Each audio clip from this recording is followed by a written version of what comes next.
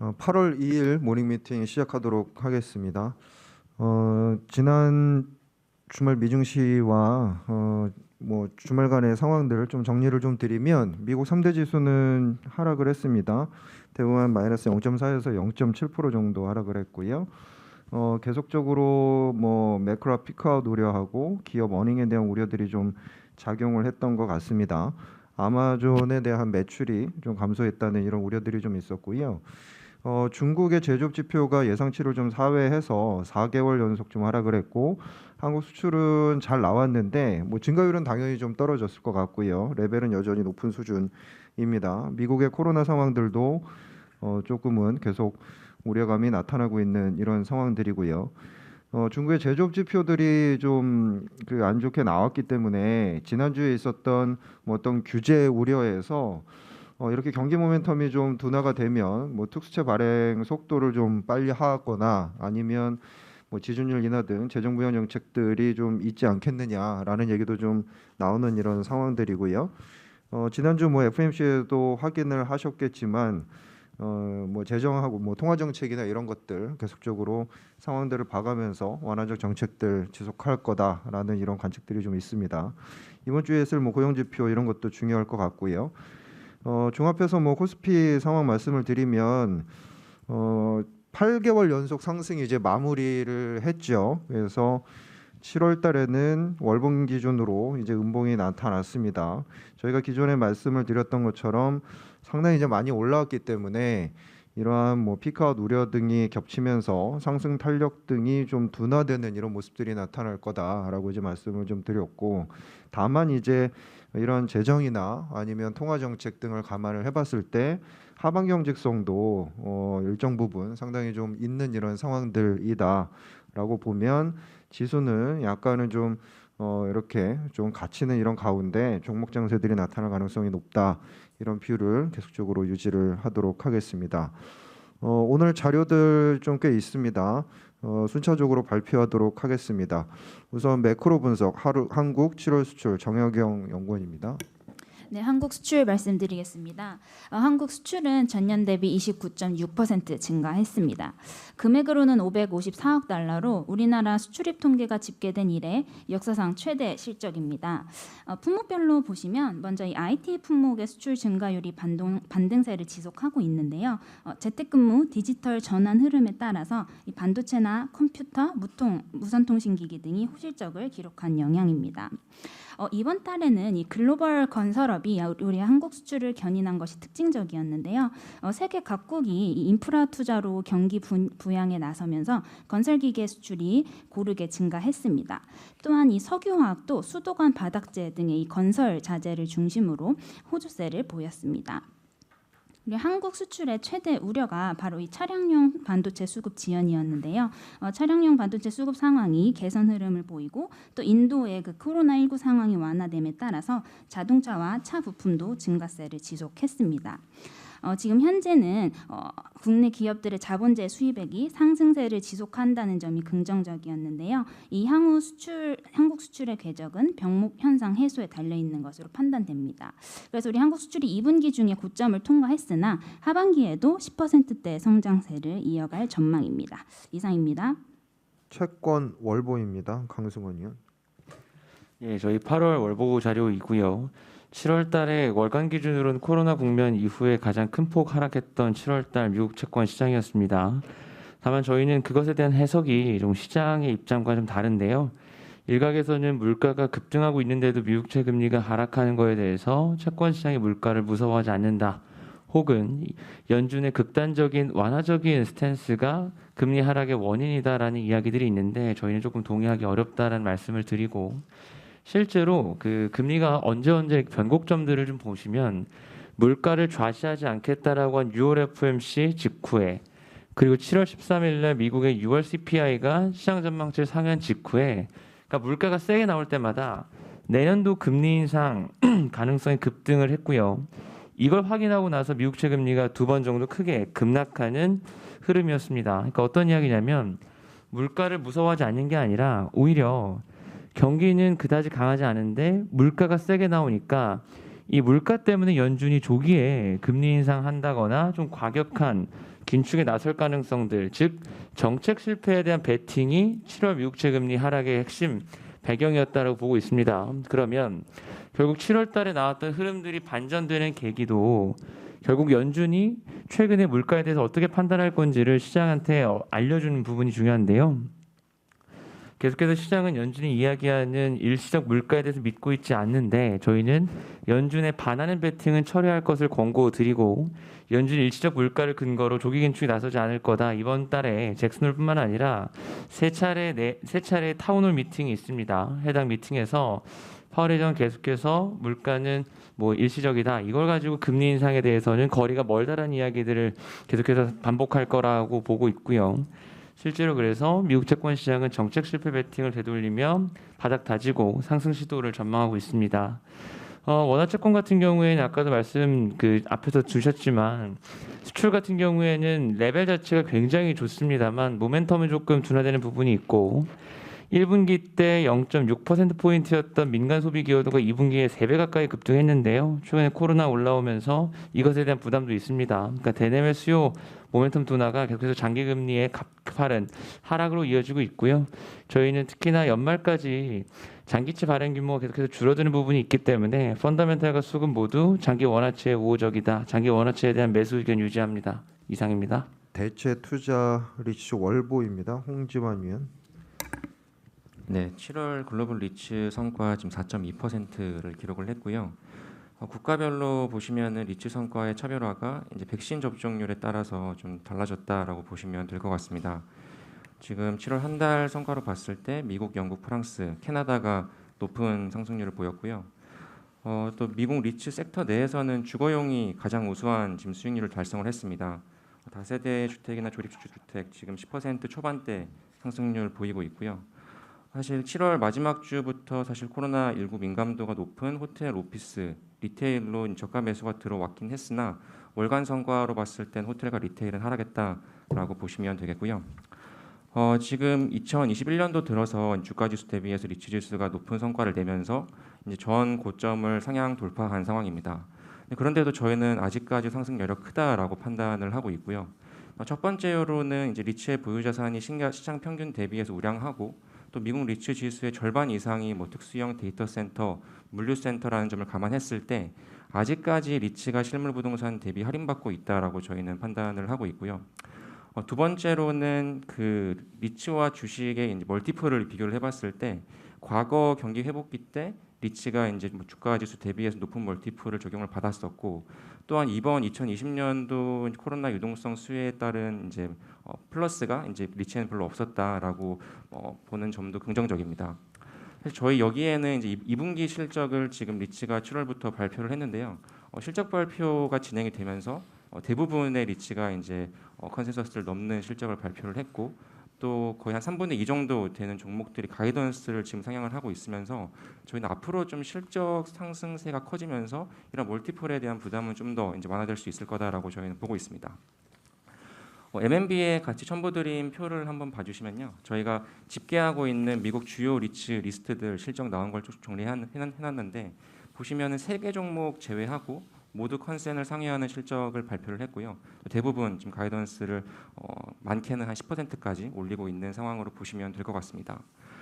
결론적으로 저희 섹터별 투자 전략은 이제 많이 빠져 있는 섹터들, 6월 한 달 동안 좀 많이 좀 주정받았던 섹터들에 집중하자라는 말씀드리고 있고요. 리츠 시장 내에서도 경기 민감도 높고 또 최근에 델타 변이 확산에 따른 가격 조정 받은 섹터들, 미국 리테일, 미국 호텔, 프랑스 리테일 지금 가장 좀 유망하다라고 보고 있습니다. 이상입니다. 네, 해외 채권 8월로 말씀드리겠습니다. 미국도 이제 하반기 계속 인플레이션 문제가 나오긴 하는데요. 전반적으로 인플레이션이 하반기를 정점으로 좀 둔화될 걸로 이렇게 보고 있습니다. 특히 미국은 하반기 정점으로 둔화되겠지만 2022-23년의 그 예측치를 보면은 연간 2%를 상회하는 그전 2010년대보다 상당히 높은 이런 수준의 물가 상승률이 유지되면서 미국 인플레이션이 둔화되긴 하겠지만 계속해서 이슈가 될 거다 이렇게 보고 있는데요. 유럽은 좀 다르게 하반기에 그 상반기보다 기저효과로 그 되게 높은 이런 인플레이션이 예상이 되는데 특히 4분기 독일을 중심으로 빠르게 상승할 걸로 예상이 됩니다. 그래도 다른 나라보다 2022, 23년을 보면 1.5, 1.4%로 타 지역에 비해서는 낮은 이런 수준을 유지할 걸로 보는데요. 신흥국에서는 이게 좀 차별적입니다. 러시아, 브라질, 터키 같은 경우는 이미 인플레이션 부담과 자본 유출 우려로 금리를 대폭 인상을 하고 있고요. 이미 러시아 100bp, 브라질이 이번에 75bp 뭐 이런 식으로 하반기에도 추가 금리 인상이 인플레이션 때문에 일어나긴 하는데 이게 거의 고점을 찍고 하반기에 서서히 둔화될 거다 이렇게 예상이 돼서 연말이나 연초 내년에는 금리 인상이 멈춰지는 순간에서는 채권 재투자도 고려할 만하다 이렇게 보고 있겠고요. 근데 멕시코 같은 나라는 최근에 인플레이션 부담이 늘면서 금리 인상 사이클로 바꾼 케이스입니다. 이런 케이스는 경제 회복 충격을 주지 않기 위해서 25bp씩 베이비 스텝으로 점진적으로 진행되면서 금리 인상 사이클이 내년에도 계속 되면서 별로 매력이 없고요. 인플레이션 부담이 높지만 금리를 인상하지 않는 나라가 이제 인도 같은 경우입니다. 여기도 경기 부담 드는 걸 꺼려하기 때문에 금리를 계속 유지하고 있는데요. 이런 나라들 2022년에 금리 인상 개시 가능성이 높아서 매력도가 별로 없어 보입니다.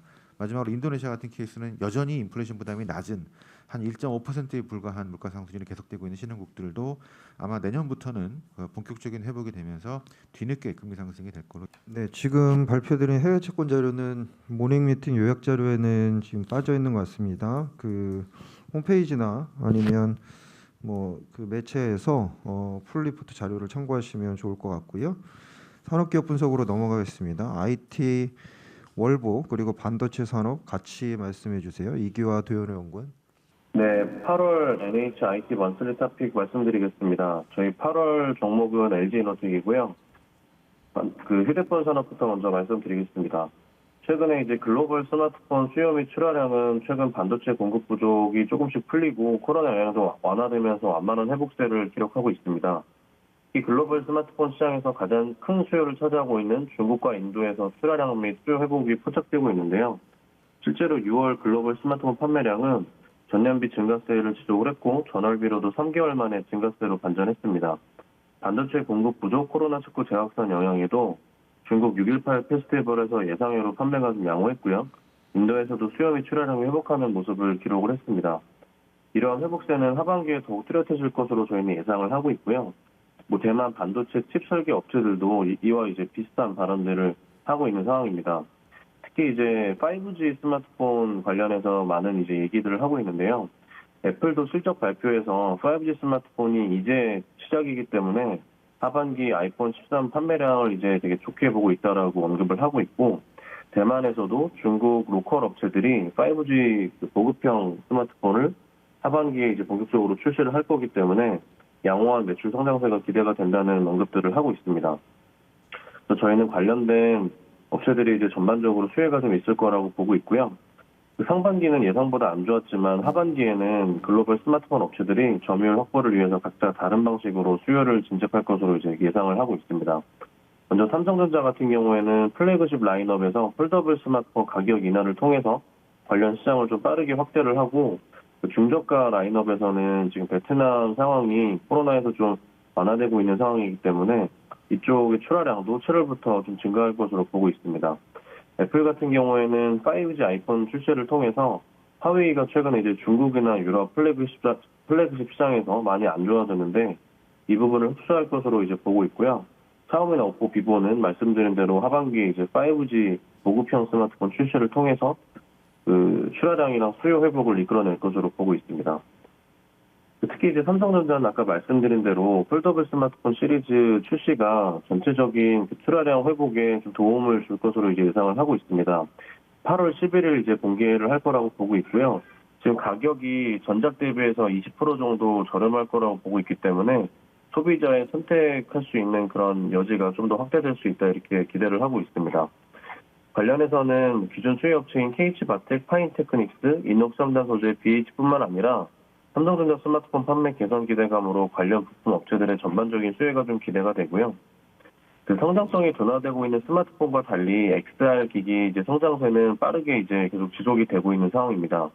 특히 페이스북의 자회사인 오큘러스의 독주 체제가 유지가 되고 있고요. 이쪽 시장은 2021년 1분기에도 전년 대비해서 이제 150% 가까운 이제 성장을 좀 기록을 했고, 앞으로 이러한 추세가 계속 하반기에도 이루어질 거라고 이제 예상을 하고 있습니다. 특히 이제 페이스북의 자회사인 오큘러스가 워낙 이제 잘하고 있는데, 페이스북이 최근 실적 발표에서도 그 이쪽 투자를 많이 이제 해서 메타버스에서 향후 몇 년 안에 그 가장 큰 업체로 도약하겠다라는 그 전망을 내놓고 있습니다. 그 관련 시장은 빠르게 이제 확대가 될 거라고 보고 있고요. 애플 같은 경우에도 내년 하반기 정도에 이제 관련된 기기를 출시할 거기 때문에 관련해서는 이제 LG이노텍, 더오전자 같은 업체들이 관련된 카메라 모듈을 부품을 납품할 거라고 이제 보고 있고, 오큘러스 쪽에서는 카메라 모듈용 FPCB를 납품하고 있는 유프렉스의 수혜가 기대가 됩니다.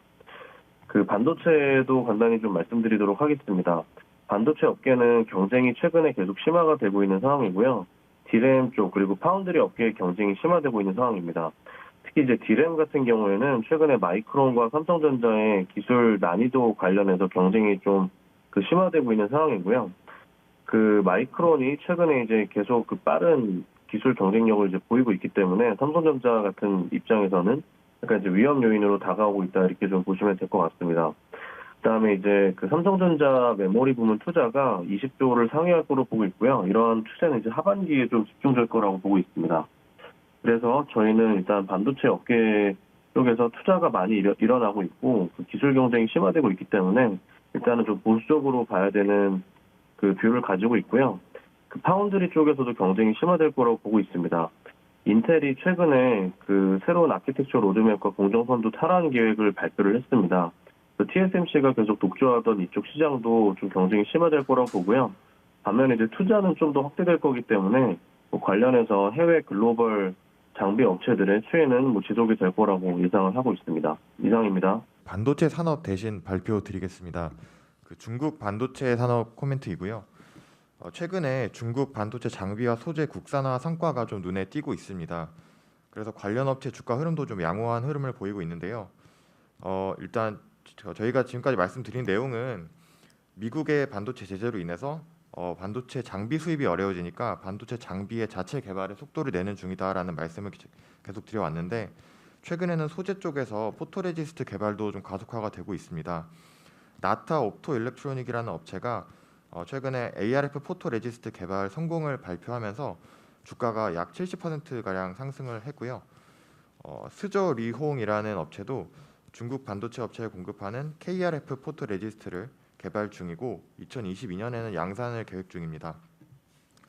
최근 중국의 국가적 지원이 반도체 장비와 소재 업체에 집중되면서 관련 업체들 주가 흐름 계속 양호할 것으로 전망이 되고요.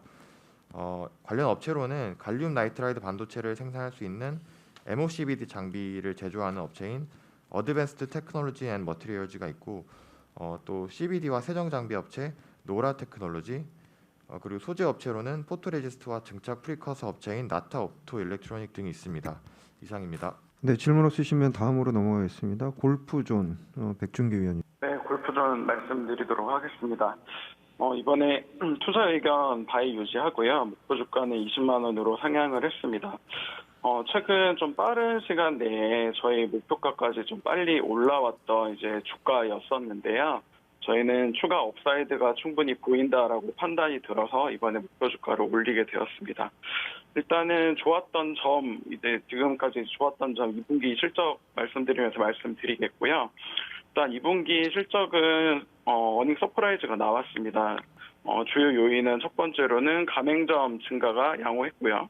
두 번째는 그 골프 연습할 수 있는 GDR 쪽이 이제 고성장이 나왔고, 세 번째는 라운드 매출 또한 잘 나왔는데요.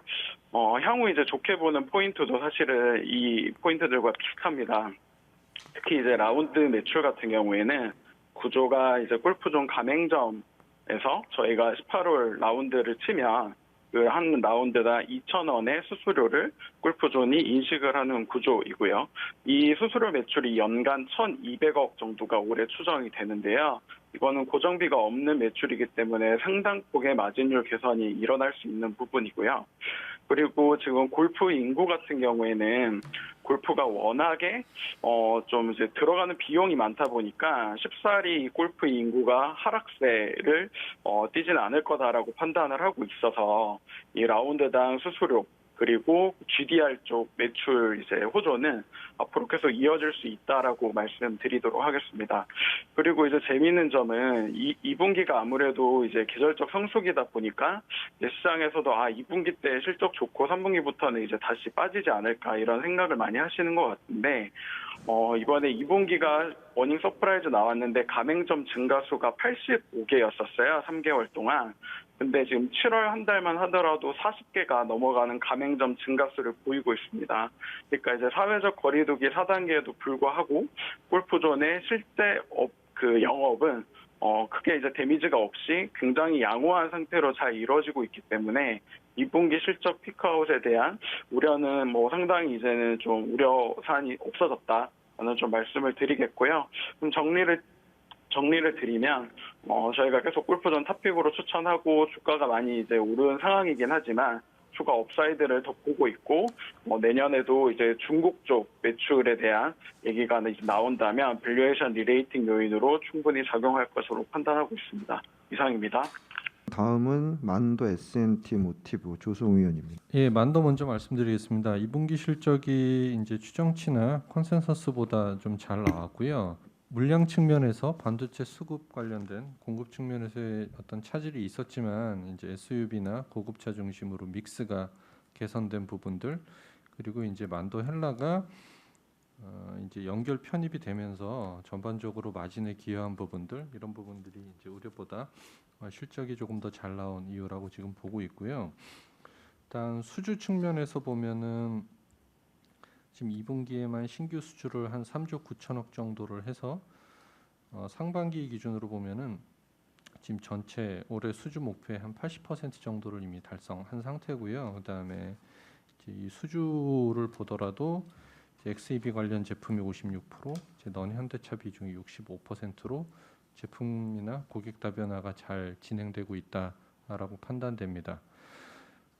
분할은 이제 9월 1일자로 분할이 진행이 될 거고요. 지금 실적 측면에서 보면 신규 수주라든가 작년도 구조조정 효과, 이제 만도 헬라 인수에 따라 원가 내재화 등이 진행이 될 거기 때문에 원자재 가격 상승이라든가 이런 부분들을 좀 상쇄할 수 있는 하반기 수익성 개선 요인이 될 수 있을 걸로 생각하고 있습니다. 다음은 S&T 모티브 말씀드리겠습니다. 지금 실적이 예상치나 컨센서스보다는 좀 덜 나왔고요. 지금 전체적으로 보면은 이제 이 반도체 공급 차질에 따른 이제 고객사들의 생산 차질 여파가 일부 있었고요.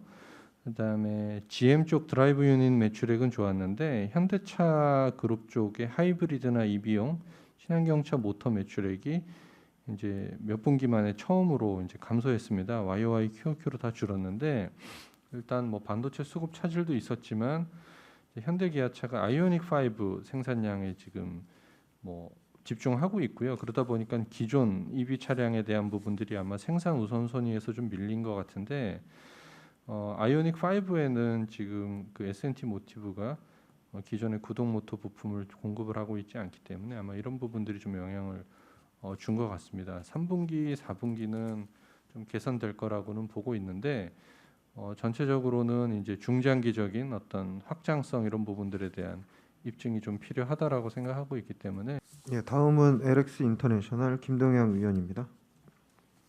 예, LX 인터내셔널 말씀드리겠습니다. 그 옛날 LG 상사이고요. 지난달에 이름을 LX 인터내셔널로 바꿨습니다. 매수 투자액은 39,000원 목표 주가 유지를 합니다. 2분기 실적이 1분기에 이어서 어닝 서프라이즈 나왔습니다. 1,260억 나왔고요. 1분기하고 비슷하게 물류 사업이 워낙에 좋았고 그리고 에너지 가격도 1분기 올라간 것만큼 2분기에도 올라갔기 때문에 그 영향으로 석탄, 팜 다 좋게 나왔습니다.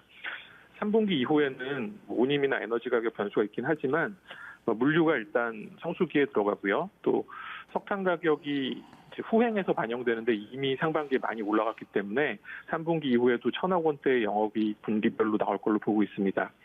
실적은 뭐 올해 뭐 엄청나게 잘 나올 거고요. 영업이익이 작년 대비해서 170% 성장한 4,300억 수준까지 나올 걸로 보는데 그럼에도 불구하고 발목을 잡고 있는 거는 석탄 사업 관련 리스크입니다. 석탄 사업은 기본적으로 신규 투자 없이 뭐 전격적으로 매각할 가능성도 배제할 수 없고요. 뭐 이런 기본적인 입장이었는데 이번 실적 발표를 하면서 요걸 상쇄할 수 있는 신규 투자 계획을 얘기를 했고요. 연간 3천억씩 4년간 투자를 하는데 방향성은 친환경 사업 그리고 웰리스 사업입니다. 인도네시아 니켈 광산 인수를 가장 우선으로 보고 있고요. 자원순환 사업, 탄소 배출권 사업, 친환경 발전 등을 통한 친환경 사업 그리고 지금 현재 코로나 진단키트 유통 사업하고 있는데 이 부분을 확대할 계획을 발표를 했습니다. 아마 광산 인수 관련해서는 어느 시점이 될지 예단할 수는 없는데요. 이런 발표가 나는 시점이 지금 석탄과 관련된 리스크가 많이 좀 줄어드는 걸로 투자자들이 판단할 수 있을 것 같습니다. 상당히 저평가돼 있고요. 매수 투자 의견 말씀드립니다. 이상입니다. 다음은 SK바이오사이언스 박병경 위원입니다. SK바이오사이언스 말씀드리도록 하겠습니다. 동사 2분기에도 호실적 나왔고요. 매출 1,446억 원, 영업이익 662억 원 기록하면서 코로나19의 백신 생산에 대한 손익이 동분기에도 견조하게 달성이 되었습니다. 동분기 같은 경우에는 2, 3월에 진행한 유지보수 때문에 생산이 좀 많이 떨어져서 지금 실적이 많이 안 나오는 게 아니냐라는 우려가 있었지만 그럼에도 불구하고 노아백스가 지금 정부 계약한 물건에 대해서 일부 PPQ가 완료가 되면서 매출에 좀 기여가 잘 되었다라고 보시면 될 것 같습니다. 그래서 실적은 하반기에 더 좋을 전망이고요. CMO, CDMO 같은 경우에는 지금 세피랑 계약을 한 수트 1개가 노아백스와 추가 계약이 또 완료가 되었습니다. 그래서 연간 총 100개 배치 내외로 생산이 되는데 상반기에 30개 배치가 생산이 되었기 때문에 하반기에는 한 70개 정도 생산이 된다라고 보고 있습니다. 그리고 정부와 계약한 4천만 도즈에 대해서는 2분기에 일부 매출이 발생했다고 하였지만 하반기부터 본격적인 매출이 발생할 것으로 보고 있습니다. 다만 글로벌리하게 지금 리스크는 노바백스 백신 승인이 된 국가가 아직 한 군데도 없습니다. 임상 데이터는 잘 나왔지만 지금 백신 생산 시설에 대해서 리스크들이 좀 부각이 되면서 아직 승인은 안 된 상황이라고 보시면 될 것 같고요. 그래서 지금 9월, 10월쯤에는 승인이 될 수 있을 것이다라고 보고 있고, 그리고 지금 국내 식약처가 고민하고 있는 거는 글로벌리하게 그런 다른 국가들의 승인 외에 이제 독자적으로 승인을 진행하는 것도 진행을 하고 있습니다. 그래서 그런 부분들을 좀 중요하게 보시면 될 것 같습니다. 그리고 SK바이오사이언스의 하반기에 또 중요한 모멘텀으로서는 코비드-19 자체 백신 GBP510이 있는데요. 이제 8월부터 국내 일상 데이터가 공개될 예정이고요. 그리고 이 글로벌 임상 3상 IND 임상 승인 신청 승인 여부가 결정이 될 것 같습니다. 그래서 하반기에는 이제 임상 모멘텀까지 더해진다라고 보시면 될 것 같습니다. 이상입니다. 다음은 해외 주식의 로레알은 자료 대체로 하겠고요. 캐터필러 윤유동님. 캐터필러 실적 자료 말씀드리겠습니다.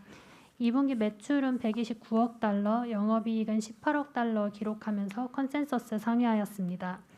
중국 인프라 모멘텀은 약화되었지만 동시에 선진 시장을 중심으로 회복이 본격화되면서 예상보다 양호한 성과 기록하였습니다. 미국 부동산 시장 화랑에 따른 건설기계 판매 증가와 광물 가격 상승에 따른 자원장비 수요 확대로 미국을 중심으로 한 성장은 하반기에도 이어질 것으로 전망합니다.